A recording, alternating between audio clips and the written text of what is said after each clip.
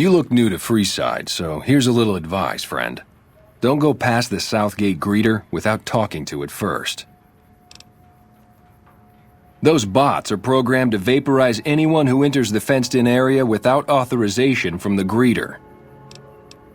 The name's Old Ben. I've been living in Freeside since the day I was born.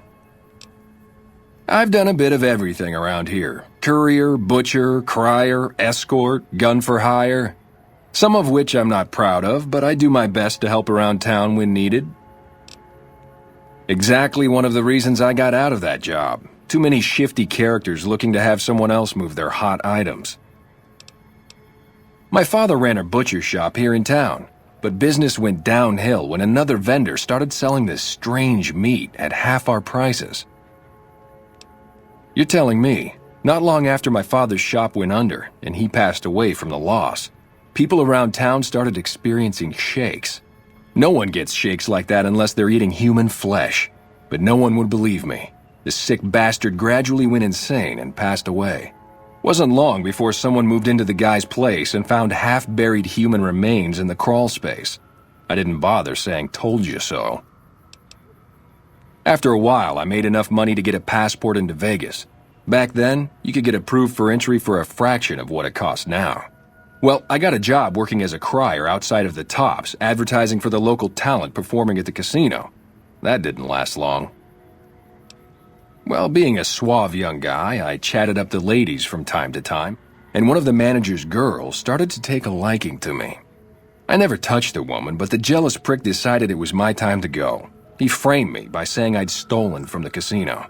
Sure enough, a few grand was missing from the casino vault. I have to assume the bastard stole the funds and figured I was a convenient fall guy.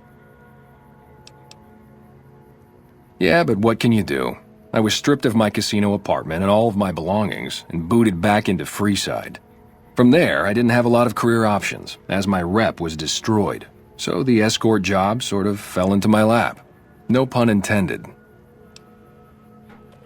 Well, I suppose you could look at it that way, but I was packing a whole different kind of heat.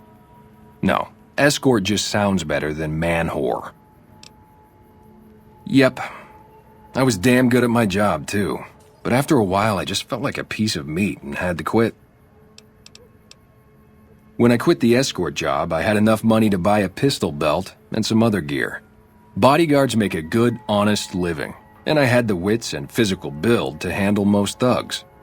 After saving a few tourists from trouble, I got a reputation for being a stand-up guy again, and after a decade, managed to save up enough to retire. All right.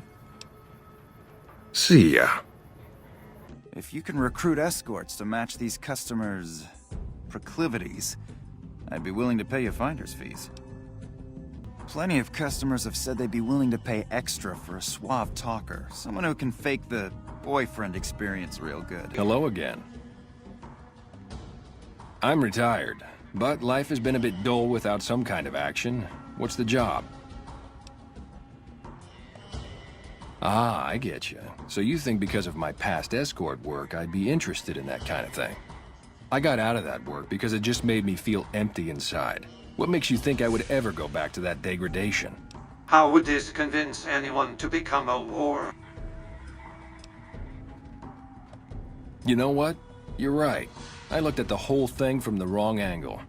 I suppose I could be a loving muse to some, while simply relieve stress and tension in others. Thanks for that insight. Tell Garrett I'd be happy to start at the Wrangler immediately. This should be a nice change of pace from retirement. Welcome back. What can I get you? And who would that be?